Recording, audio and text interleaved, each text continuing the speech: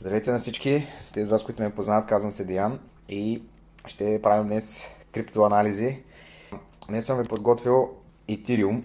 Така, на 4 часа таймфрейм. Тези от вас, които нови не разбират част от нещата в чертежите, ще обясня какво съм нарисувал. Даже по-добре е да почна да рисувам едновременно и да показвам кое какво е. Така, първо на 4 часа таймфрейм.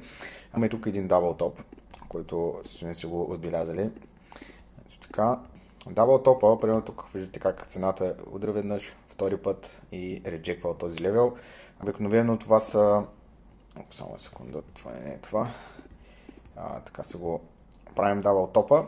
Това е много така силно ниво, което виждаме Ethereum стига до някъде около 4-4100 и оттам цената реджеква. Много важно ниво, което е хубаво да отбележим, ето тук сапорта на 3100 го отбелязваме по този начин. Тук е важно да видим къде цената баунсва. Съответно, тук има един bear trap, който е и хубав, и не хубав. За много... Тук ще го отбележа ето с този цвят. Какво гледаме тук в тези нива? Например, когато стигне ниво на левел да баунсне от 3300, виждаме как цената стига чак тук до 4К, отново стига до 3К. Виждате, това е от ноември месец, но примерно да кажем от декември месец се случило, тук на 20 декември е било и сега януари месец. Като това са наистина топ нива за вход за long term. Какво гледаме днес в момента? Тук се правим един тренд лайн, който представлява нещо подобно. Най-добре съветвам, така като тип, когато правите тренд лайнове, да използвате лайн, защото това дава максимално... няма уикове, уиковите са... работим само от кендъл до кендъл, което е по-точно, може би, за да не се бъркате някой път, когато има така, някой голям уик, който направи, примерно да дойде тук и изведнъж цената падне, докато на лайн това нещо няма да го видите. И така изглежда, после се връщаме обратно на кендали и отново виждаме къде цената е правила няколко пъти. Тук може да се отбележим как отново ще даме такъв цвят, ще ползвам оранжево от този път. Това са ерия, където цената, ето виждате, ето тук цената просто връща от ерията. И съответно сега гледаме за ново ентри. Но в момента, в който този тренд лайн бъде пробит, може би следващите няколко дни, ако направя някое такова движение, което много хора очакват. Много хора очакват такъв подобен тип движение. Поне това, което седи в Twitter и в цяло из криптосредите това очакват. Ето тук само една секунда да направим такъв левел. Ето, може би тук на 4. И вече тук въпросът е цената дали ще реджекне или ще пробие. Защото тук ако видим пробив, спокойно може да видим цени от порядъка на 5К. Секунда да зумна още малко. Определено тук, ако има пробив, може да тества. Очакваме го наистина Ethereum, ако стигне на тези нива, е много вероятно да отиде на 5К. Но естествено, пак трябва да внимавате много с ентритата, особено в този тип. Тук, поне сега в момента сме на лайв, не правя анализи с връщане назад в времето, нали мога да ползвам рекордер. Това, което ви мога да кажа тук за Ethereum и за те, които смятате да инвестирате в Ethereum, примерно нивата около 3К в момента са интересни за вход. Използвайте спот или малък ливеридж, защото на голям ливеридж просто не е много голям геймлинга в момента и големия ливеридж няма, поне не на този таймфрейм. Ако играете с ливеридж, прямо може да пробвате на 1 час, тук да направите така анализа си, след това да ползвате 15 минути, 5 минути за ентри. Това мога да го дам като тип със сигурност. За момента аз ще гледам за около спот позиция да добавям, понеже аз тук добавих на 3К, даже малко под 3 имах някакви ордери. Но със сигурност таргета ще бъде някъде 4+, което в проценти е доста така приятен процент, 30% на спот, ако е с 3-4x, спокойно може да стигнете 100% ретърн на инвестицията си, което е достатъчно, нали, като за един трейд в момента. Много хора да се подлъгват по много инфлуенсъри, които обещават ненормални проценти, наистина. Да не че 100% или 30%, примерно за няколко месеца е нормален процент, но в крипто всички знаете, тези от вас, които инвестират, че 30% в крипто си е нормално. Това е за Ethereum, за анализа, който мога да направим. За днес съм подготвил PopCat. Да, PopCat, аз го хайлайтнах. По същия този начин за PopCat мога да направя малко по-такъв анализ, да не е толкова краткосрочен, с малко по-голям таймфрейм на daily таймфрейм. Тук какво виждам в коина, даже може да го и на 3 дена да го направя. В момент само да махна този watchlist, да е по-видно. Надявам се така, че да се виждат.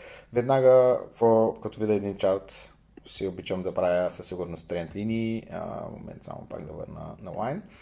Така, ето вижте как веднага има. Какво виждаме тук? Виждаме, че тренд лайна е пробит, което не е особено добре за момента и тук ретеста, което какво значи в принцип ситуация. Вижте как върви цената. ABC патерн. Това ще рече постоянно, ето вижте как може да се Fibonacci. Тези от вас, които не знаят какво е Fibonacci, ако ви е интересно, ще мога да направя отделни видеа с самите термини, кое какво значи, как се използва, как се чертае. Но ето вижте какъв тип.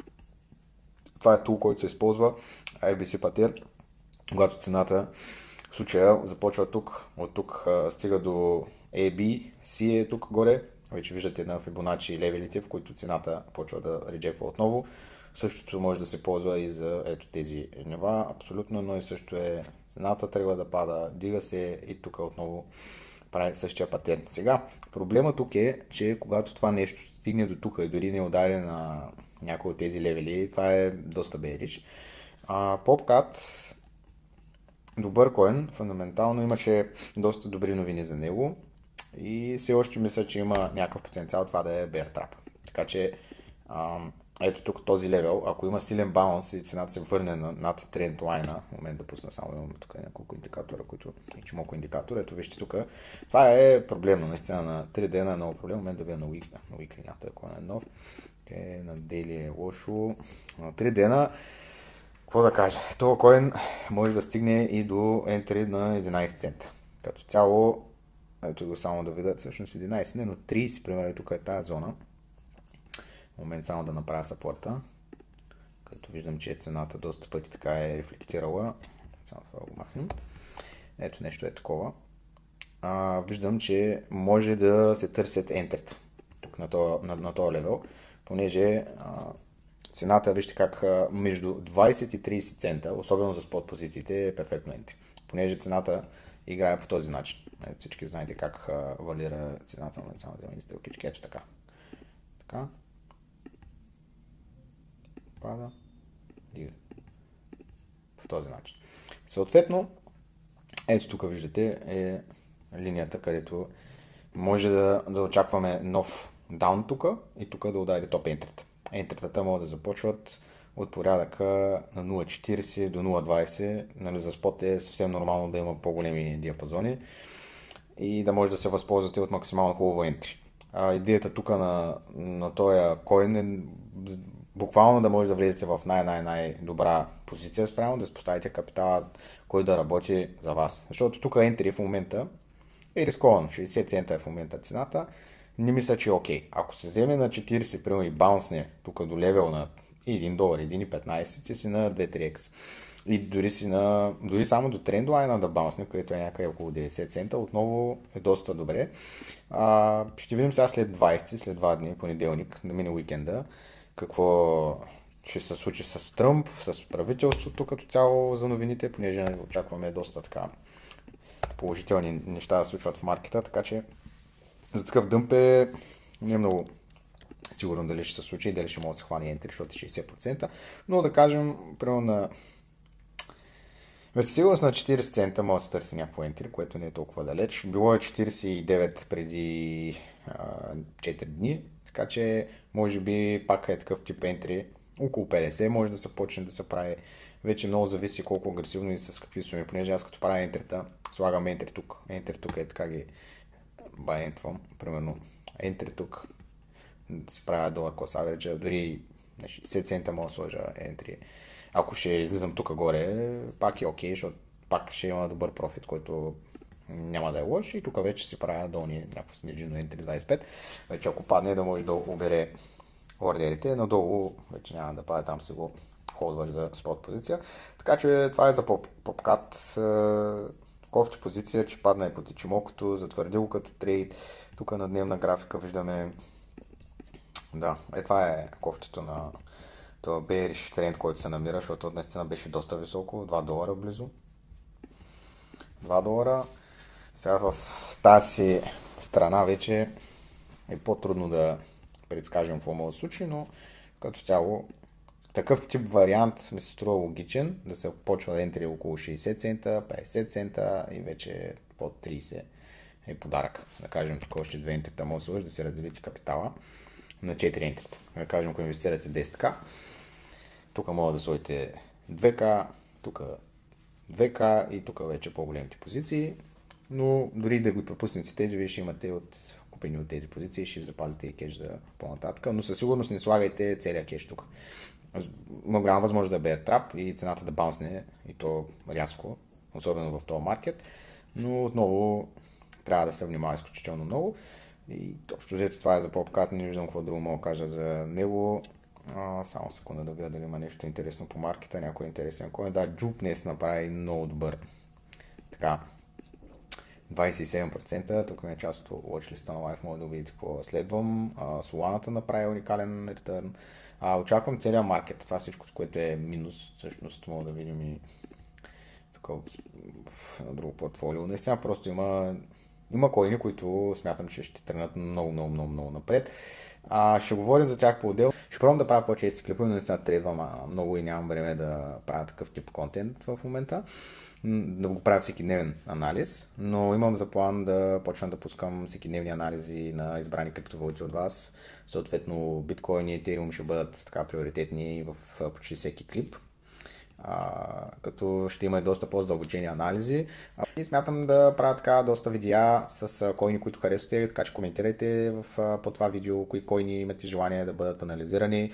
Ако имате желание да пускам видеа с тип обяснения за технически анализ, ще почна да правя такива, да обясня за повече за support resistance, за тренд линиите, за Fibonacci, повече технически термини.